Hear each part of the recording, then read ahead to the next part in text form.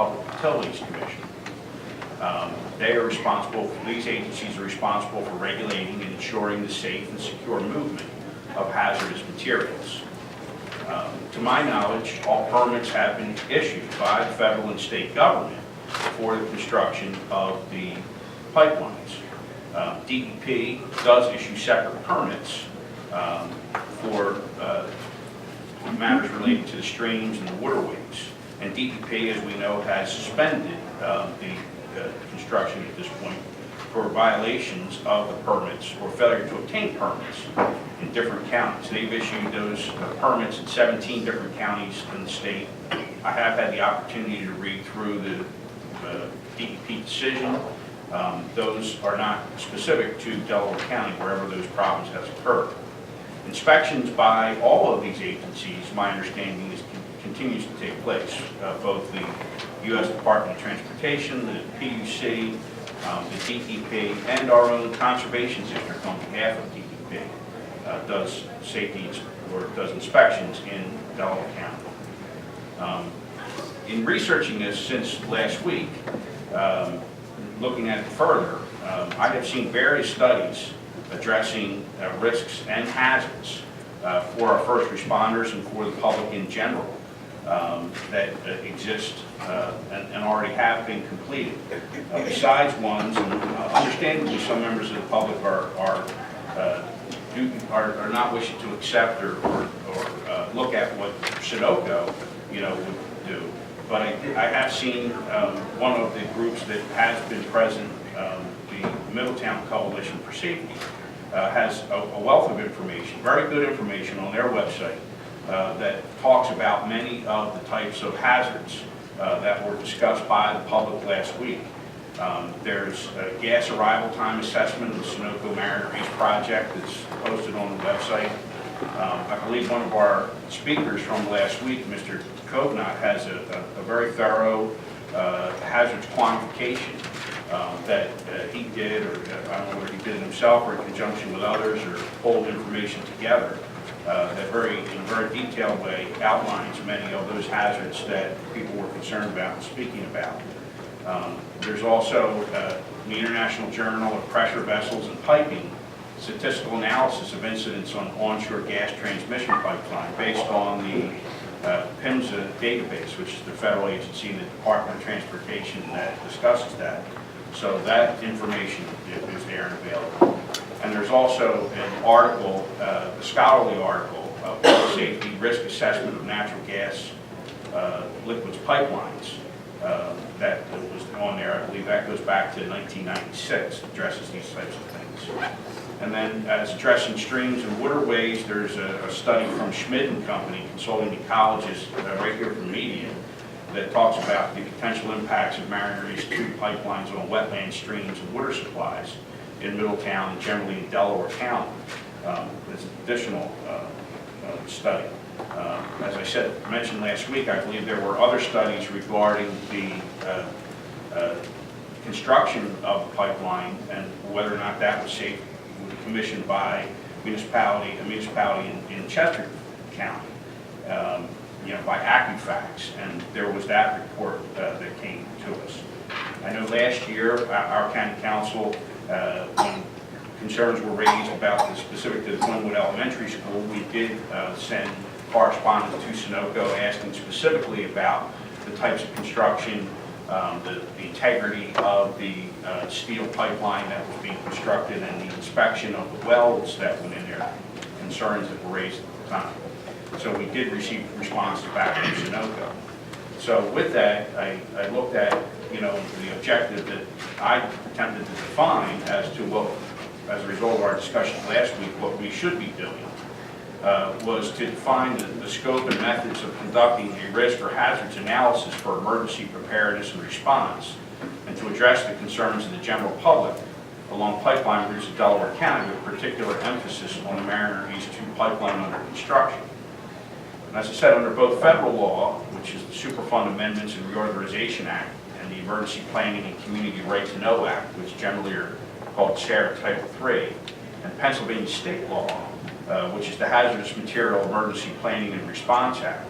The responsibility to identify chemical hazards and plan emergency preparedness and response to chemical hazards rests with the Pennsylvania Emergency Management Council. Pennsylvania Emergency Management Council is the state's emergency response commission to carry out the responsibilities assigned by federal law. It's charged with developing a Commonwealth comprehensive hazardous material safety program. A local emergency planning commission is established in each county of the Commonwealth to assist the council in carrying out such functions and duties as state law requires. The County of Delaware's local emergency planning commission is charged with the responsibility to write emergency plans to protect the public from chemical accidents, establish procedures to warn and, if necessary, evacuate the public in case of an emergency, provide citizens and local governments with information about hazardous chemicals and accidental release of chemicals in their communities, assist in the preparation of public reports on an annual release of toxic chemicals into the air, water, and soil. And among the further duties of the LEPC concerning hazardous substances under state law are to prepare reports, recommendations, or other information related to the implementation of the law, identify methods for determining the occurrence of a release and the area or population likely to be affected by such release, prepare evacuation plans, determine the vulnerability radius for each extremely hazardous substance, provide training and equipment to local agency public safety and emergency response personnel, and conduct periodic exercises of hazardous materials release scenarios.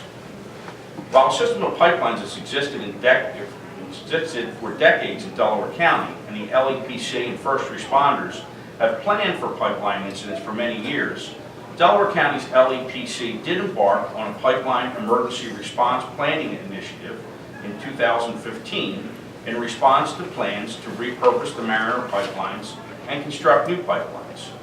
The primary objectives of the initiative were to establish a resource document focused on pipeline incidents, which intended to augment existing municipal response plans, to develop emergency information checklists for the community, to optimize communication capabilities, to identify commodities that are being transported through respective townships via pipelines, and write a responder's guide for each substance transported via pipeline and create an interactive mapping system as a resource for the 911 center.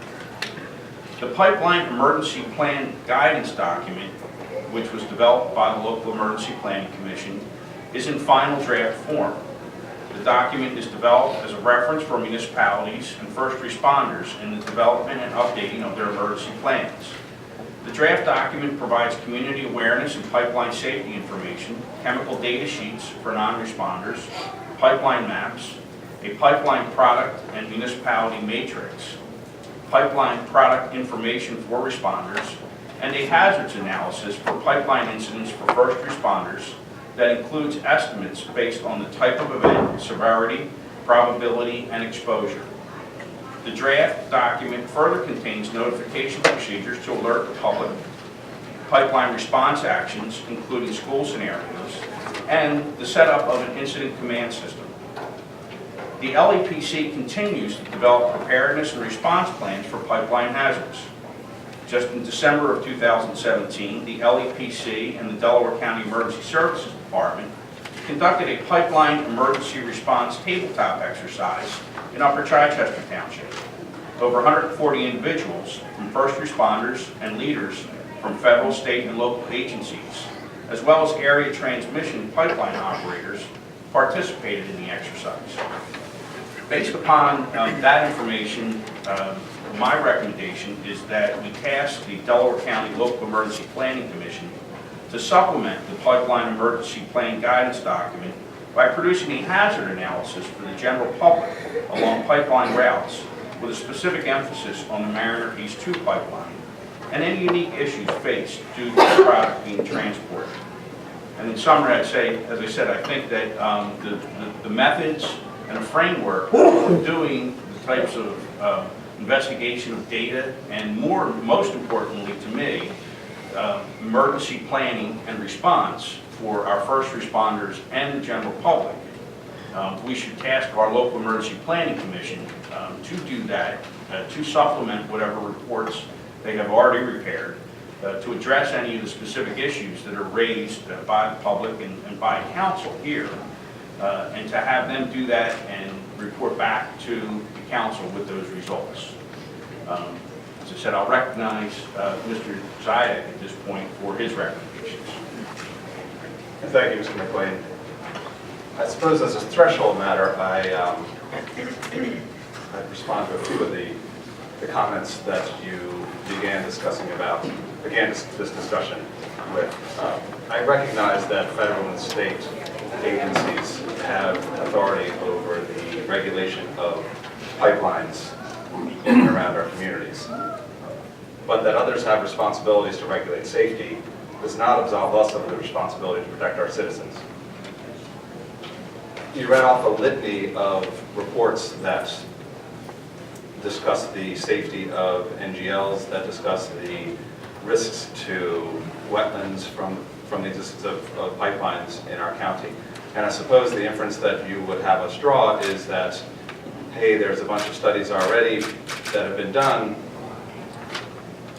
we don't need another one, or the need is less intense than the dozens of citizens who've come forward before us, and that I've heard, the hundreds of citizens that I've heard over the past months worry about the safety of their children at Glenwood Elementary School, or the safety of their homes, or their loved ones living in senior living facilities, or their first responders who they fear for their safety for not having enough information. So I think that Mr. McLean is right. There does seem to be a fundamental disagreement that he and I have regarding the need for a study and also the form that such a study should take.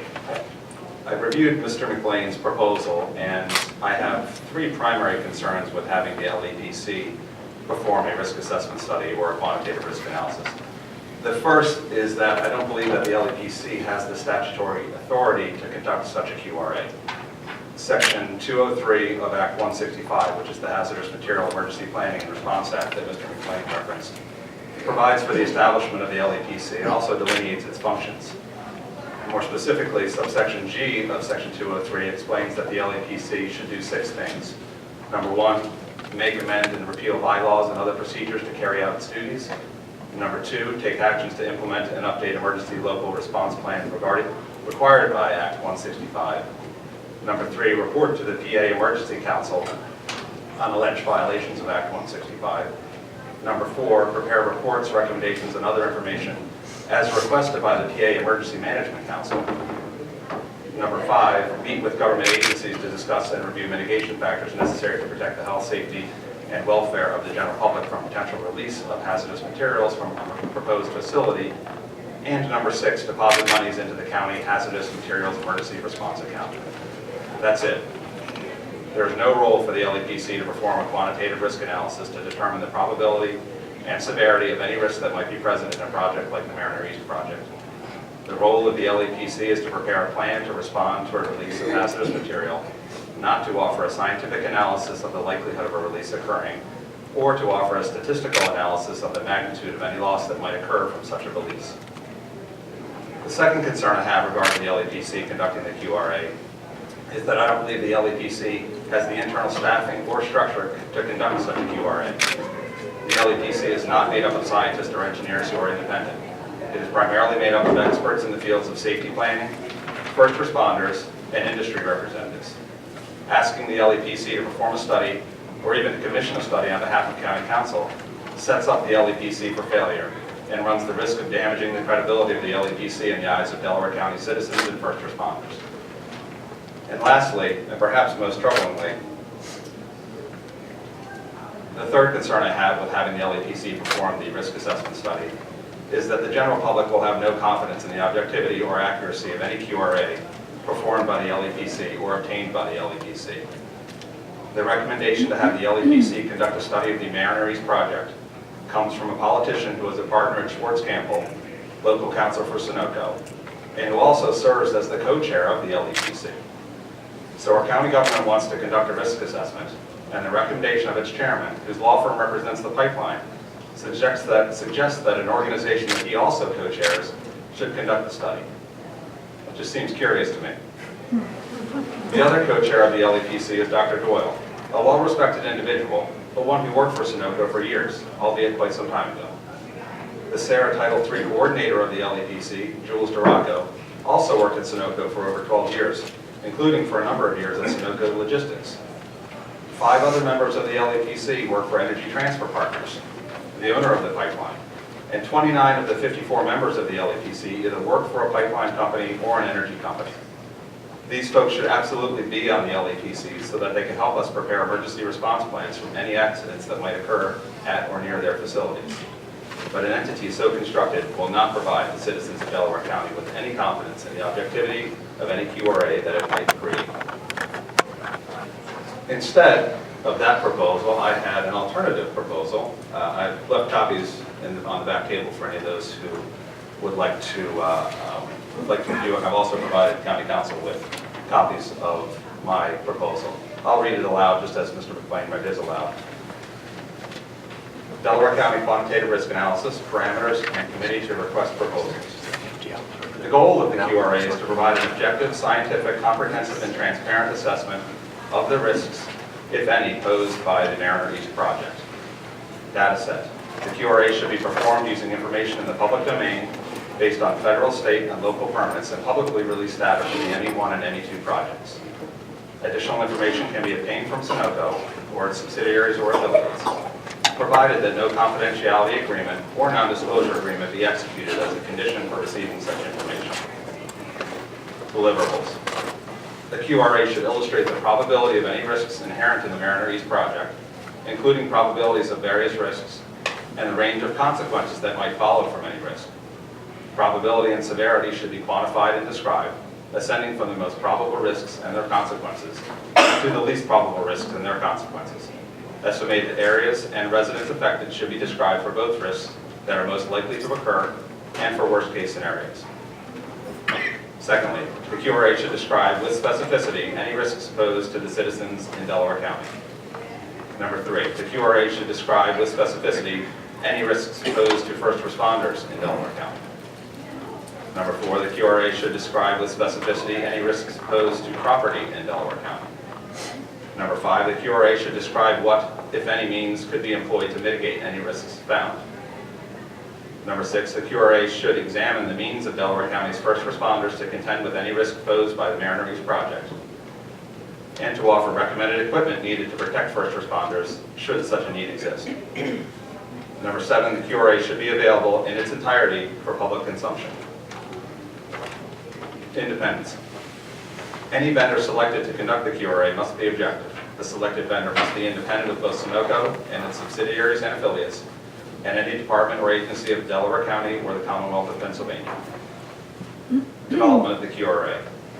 To ensure that the QRA is granted the greatest possible credibility, a committee shall be formed to request proposals for the QRA, the RFP, and report back to County Council the results of the responses to the RFP, along with recommendations as to the vendor chosen by the committee.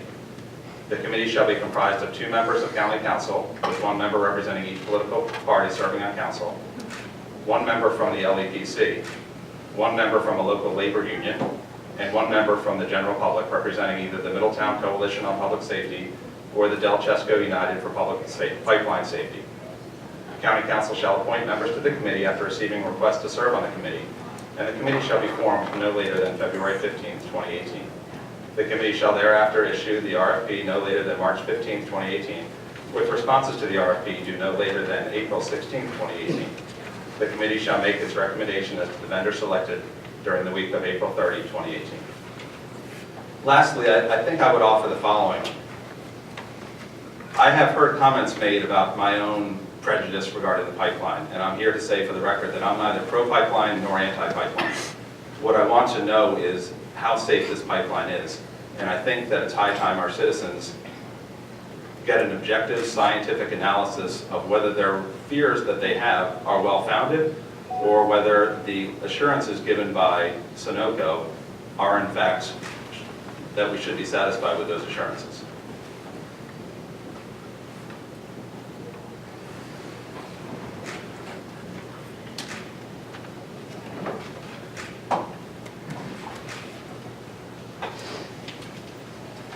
That's the presentation of the reports. As I indicated, there was not a meeting of the minds, on that.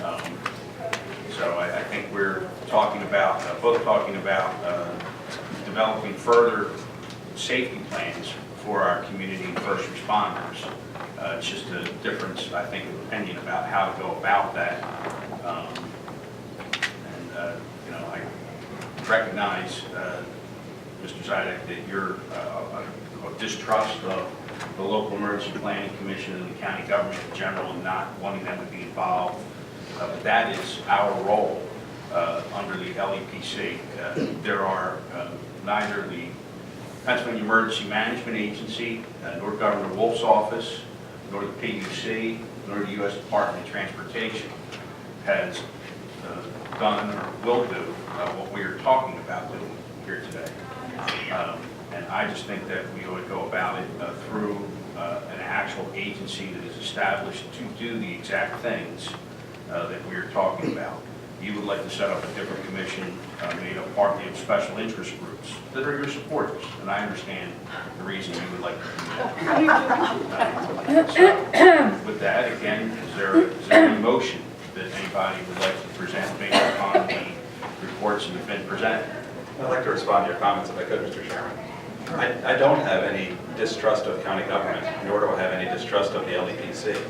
What I do have a distrust of is the fact that I don't believe that our community will believe that any report coming out of the LEPC, given the fact that so many members of the LEPC work for or have worked for or represent Sunoco, I don't believe that the public is going to find that report credible. I also don't believe that that agency has the statutory authority to do what we're asking it to do, and therefore I don't think that should happen. And as for folks representing me, you know, the labor union sure didn't support me very much during the last campaign, and I'm advocating they be on this panel. I'm advocating that the LEPC, who is made up of many folks who work for industries that I suspect probably didn't support me during my campaign, that they also be on that panel, because I think that those constituencies should be heard. But I also think that the concerns of the public who have taken great pains over the last few years to study this issue and raise questions, that they should also have a place to serve on such a committee. Mr. Chairman, if I could make a few comments. Please. I'm going to start by saying, in the abstract, I'm not for or against pipelines. What I am against is any project that has extraordinary impact on our society, on our people, us, both in terms of the impact it could have economically, in terms of the impact it could have in terms of property values, and last and certainly not least, the impact it might have on potential loss of life.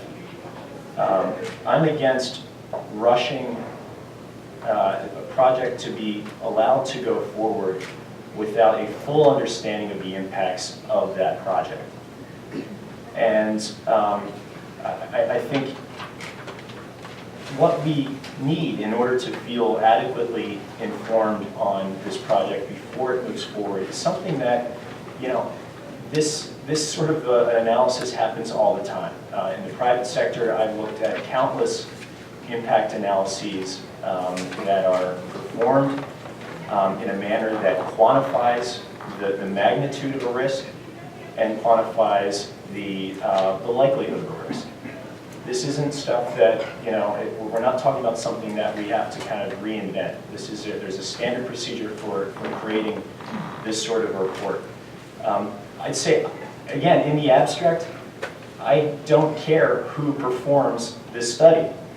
But what I think is important so that this study has the credibility that it needs for the public within our county and outside the county, the credibility that it needs for our elected leadership in Harrisburg, and for all other stakeholders that have a role in this. It's important that the committee that selects a vendor to do this be independent. And I'd like to highlight parts of Mr. Zidek's proposal that I do really think accomplish that, which is, I heard you say, Mr. Chairman, that you're suggesting that these be folks who are your supporters, and as Mr. Zidek said, and I will read what I got here. The committee shall be comprised of 2 members of county council.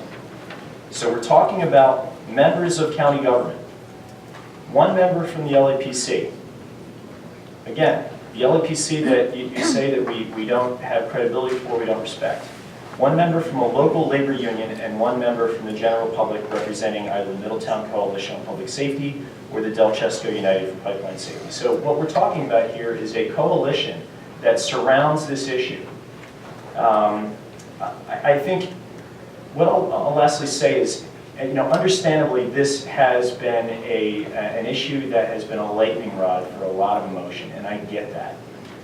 When you talk about potentially hundreds of jobs, I spent a decade working with companies that were in bankruptcy, and when you spend time with folks who are risking losing their job, it's hard to really think about anything else when your ability to put bread on the table is at risk. So I really respect the importance of this from those who feel their jobs are impacted or potential jobs might be impacted. And obviously, when you throw around words like blast zone, that's going to be a lightning rod for emotion. So again, I think to really address this in a bipartisan way, we need to remove as best we can the emotions involved and put forth an assessment that looks at this in the most unemotional, as hard as that may be, quantitative way. And that's what we're proposing to be done by an independent agency. That's all I have to say. Thank you, Mr. Madden, and I agree with you. As I said, when I heard my proposal, it was to try to remove the motion from it, to try to remove the special interest from it, and to fit it into a framework that already exists under the law, and also fit it into a framework where, as I indicated, there is a pipeline document that has been developed and is in final draft form, and that I look at it as how do we build upon that with the particular deliverable that we're looking for here is what can we do to advise the public about their safety, and also help our first responders both prepare for and respond to any incident, because that's our charge under the law. If the argument, and I know this is not your argument, is about whether or not to build the pipeline, you need to go to the U.S. Department of Transportation, PHMSA, to make that argument, or the PUC or the governor. We, no matter what approach that we take, we as a council do not determine whether or not the pipeline will be built or expanded. Our role is the public safety management. I think one of the speakers pointed that out several times, that our role is under Title 35. And this is the role that we have in this process to evaluate those risks through our local emergency planning commission, which is the agency that once risks are evaluated and identified, I think all of the risks have been evaluated and identified in various documents, some of which I described here today, but then take that information and turn it, most importantly, into a plan for both our public and our first responders. With that, as I said, is there a motion on any of the proposals? Mr. Chairman, if I could just address a couple of the comments you said there. I have read the draft report from the LAPC, and I want to recognize that I certainly have respect for the LAPC, I have respect for our first responders, and there is a lot of good information in this report. However, it does not address what we are talking about. There is nowhere in here a quantified risk assessment performed by scientists in a rigorous fashion. And again, this is something that Mr. Zidek said. We want to set up our folks to succeed. You don't want to send out a defensive end to kick a game-winning 40-yard field goal. This is an important assessment that needs to be performed, and there are inherently issues with the LAPC and the makeup of its leadership that will compromise the integrity that it's viewed in the eyes of the public. And that is so vital. For it to really be the assessment that we need, It needs to be performed by a body that, that will have the full respect of all parts of this issue, of all bodies on either side of it. The LAPC doesn't, unfortunately, they're not set up to do so. You also said, you know, that it's up to the state. The state is really where any ability to say yay or nay on this really stands. And that may be true. But I think someone has to stand up and say the buck stops here. And if no one in Harrisburg is willing to ensure that this study is performed, then we need to. This is why we were elected, was to make sure that if there is an analysis that needs to be done, that it's done in a way that all will respect the end result of whatever that end result is. And until we have that, I can't, on my conscience, allow something to move forward without that assessment be done if we have it within our means to do so. Nothing prohibits us from having this risk assessment be performed. And I gotta say, if it's done in an independent fashion, as we say, those elected leaders in Harrisburg, I think, are gonna have a very hard time allowing something to move forward when it's in their face that there may be an issue. And I emphasize the words may. I emphasize the words may. So there's the, I mean, what you want to do is perform a study so that it may then be presented to the state in order to prevent the project from moving forward. I want the study That's to what be- you're talking about. I want the study to be performed so that we may all be informed about the possible risks or lack thereof, including those in Harrisburg and including those in Delaware County.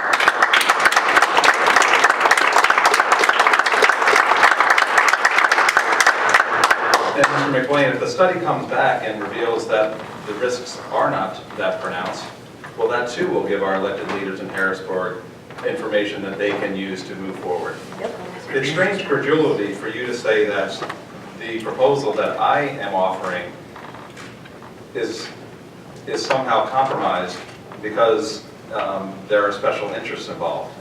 Your proposal advocates the LEPC, again, an organization that you co-chair, though your firm represents Sunoco, and who has 5 members from Energy Transfer Partners on the committee, and is made up of a majority of folks from the pipeline industry and the energy industry. And that's what you propose as not having special interest? That just doesn't pass the smell test in any possible way. Mr. Chairman, I just have a couple of questions. I know I've reviewed both proposals, and just to add a couple of questions on each of them before we move to a motion on either one of them. You know, my question, I think, for Councilman Zidek is, on this 350-mile pipeline for Mariner East 2 project, has there been any other county that has conducted a quantitative risk assessment analysis? I don't think there's been a quantitative risk analysis done on a 350-mile pipeline in any particular county. And then secondly, the cost, you know, I'm just wondering if there is an idea of the cost in mind of what an analysis that would be objective, scientific, comprehensive, and transparent assessment would be costing. I know we would need to go out to an RFP, but there must be some idea of a cost that might be associated with conducting an assessment of this type. I do have a sense of that. Thank you for bringing that up. In discussions that I've had with others who have done quantitative risk analysis on smaller sections of the pipeline, the cost was along the order of magnitude of $15,000 to $20,000 for the study, I believe, and certainly others can offer more insight as to that. I would assume that our cost would be greater given a larger area to study, though much of the cost of any study is borne by, or involves simply understanding better pressures, temperatures, chemicals flowing, and those sorts. So that's sort of scalable. It doesn't matter whether you're talking about 10 miles or 1,000 miles, you have to do the same amount of work there.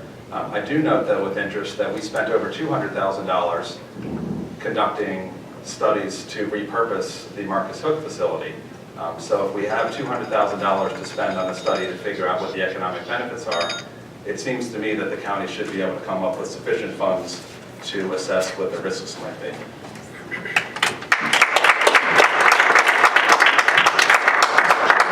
For Councilman McLean, a question. Yesterday, we received a copy of the 108-page draft of the Pipeline Emergency Plan guidance document from the Delaware County Local Emergency Planning Committee, which stated that it was collaboratively produced with county members, pipeline operators, township, county responders, and various other state, local officials and stakeholders. The report was presented in its draft. It's very comprehensive. I haven't had an opportunity to digest the entire document at this point in time, but it was noted that it's in draft form. So do we have any idea of when the group looks to finalize that document and implement it?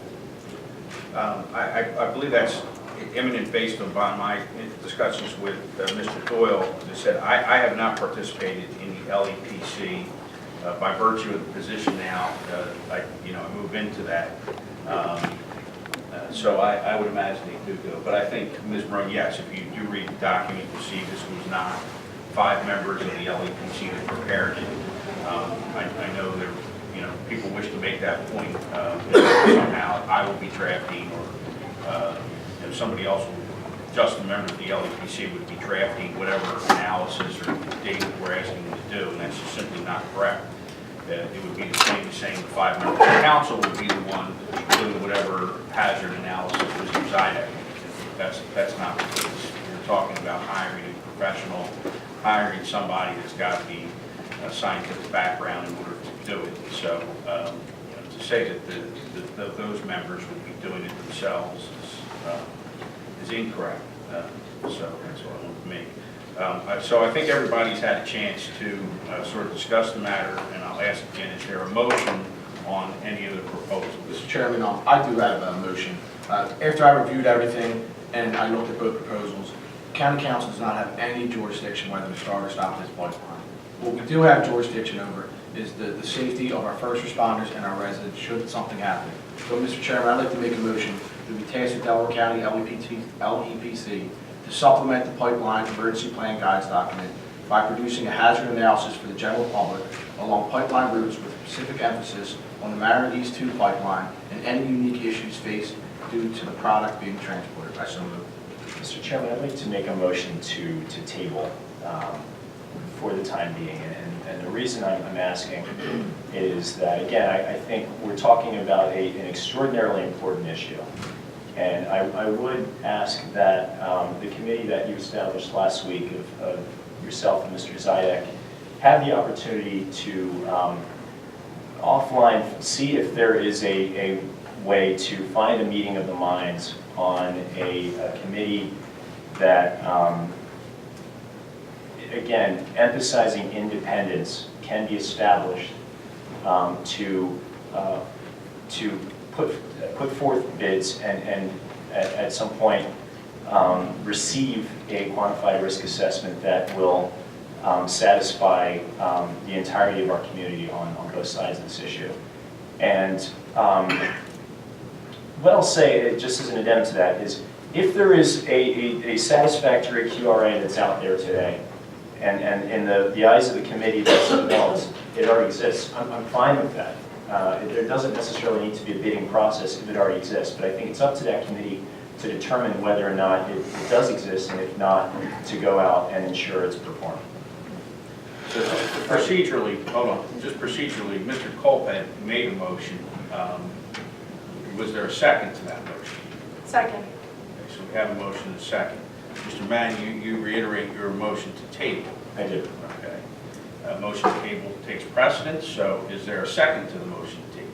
I would second that motion, Mr. Chairman, and offer that if you are concerned with the makeup of the committee that would go out to seek this RFP for the QRA, I am open to suggestions for who should be on such a committee. If you think other people should be on it, I welcome ongoing dialogue to try and get to a place where all in our community can feel that the concerns of the safety of the children who go to Glenwood Elementary, our seniors who live in senior living facilities, and our first responders have adequately been studied.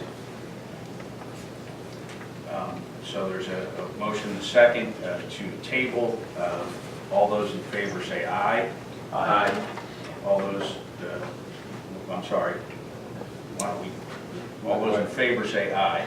Aye. All right, all those opposed? Nay. Table or not? Oh, I'm sorry. She voted to table. I voted to take. Okay, so the matter is tabled, 3-2. All right. So to return to our agenda.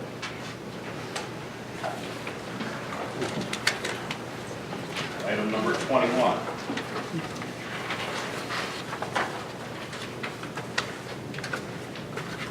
Move for a request by the Controller's Office for the payment of current bills. Second motion. There's a motion and a second. Is there any discussion on the motion? Hearing none, all those in favor say aye. Aye. Aye. Any opposed? Ayes have it. Mr. Solicitor. Thank you, Mr. Chairman. I have nothing to report or request. Item number 23 is it's now time for public comment. So anyone that has public comment, please step to the microphone. Just let us know your name and address and provide us with your comment.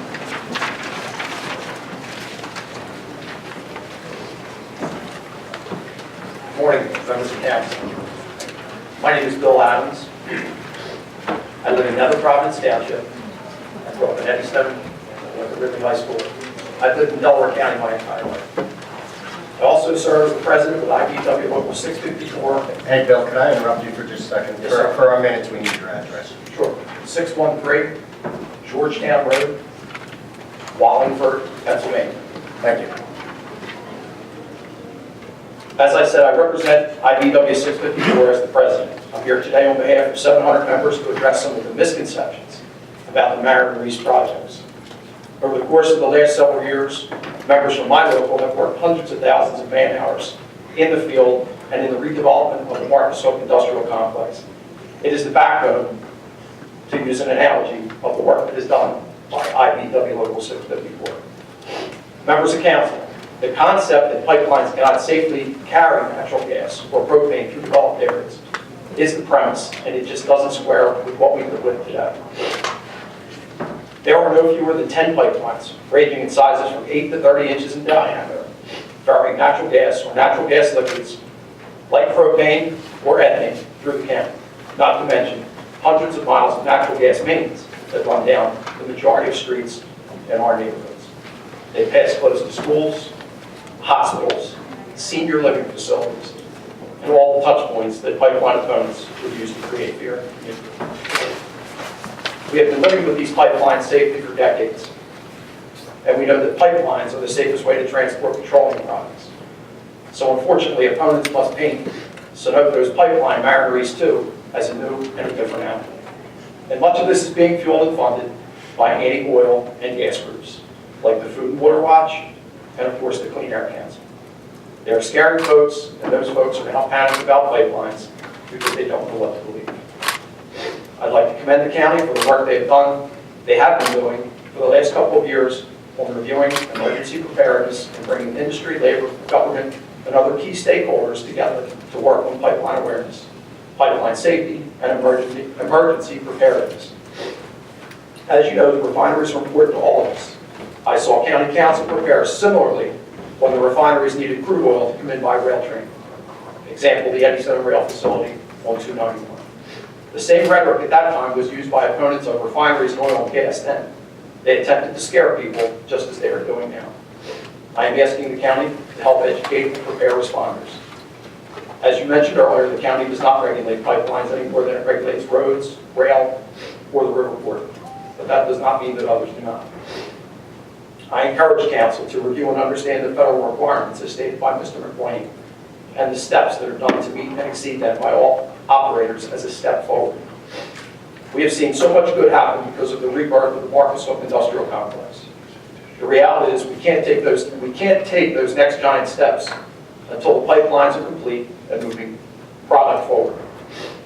I want those pipelines to start moving products so that we can start talking about building more manufacturing facilities down there again, and we can keep putting people to work. Please, members of council, do not let folks bully you into their scare agenda. I agree with Mr. McBlain, and I would I would move to allow the LEPC to review and amend any risk assessment if necessary. Thank you very much. Thank you, sir. Thank you. Yes, ma'am. Good morning. Good morning. My name is Denise McCarthy.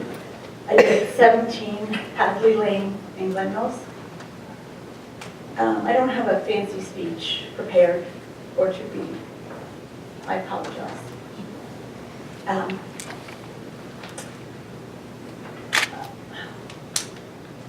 I found it interesting that earlier in the meeting we talked about, what you guys talked about, a feasibility study that was important for the Parks and Recreation to continue the segments of parks so that they can touch each other. And we talked about the importance and how fabulous it was that we're looking to conserve, enhance, and connect the communities together. That's a wonderful thing.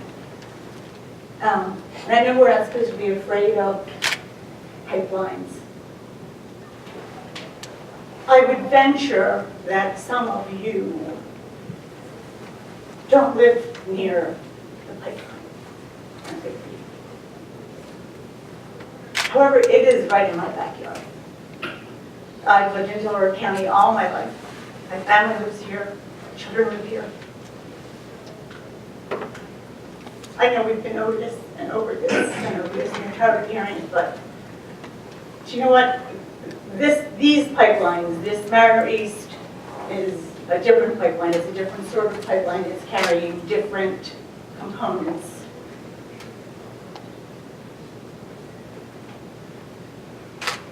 And yes, it is scary. And I'm not sure what you are afraid of, that you're not willing to do an independent study. We have $35,000 willing to look at trails. And yet you hesitate to authorize an independent study to assess the risks of the pipeline. I will never understand that. I'm really confused and disappointed, actually very disappointed in that decision. I understand that it's been tabled. I hope that there is a meeting of the minds because, like I said, it's important to me, it's important to my family, it's important to my loved ones, my neighbors, my neighborhood. Anyway, so thank you. I hope you reconsider. Third one. I have two documents. Can they be entered in as minutes? Sir, Sir. hold on, we Well, don't I go don't that know. way. I'm sorry. Why don't you just, if you want to, I thought I was signed in as third. My fault. Sorry. Oh, should I get in line? if there's a signing list I wasn't aware of it. I did sign it back. I'm sorry. I thought I was Okay. third. I'll get in line. Sorry. Yes, sir. Thank you, Mr. Chairman. My name is Eric Friedman. I live at 2 Fallbrook Lane in Glen Mills. I'm a lifetime union member. I've served as an elected representative. I'm currently a member of the union, so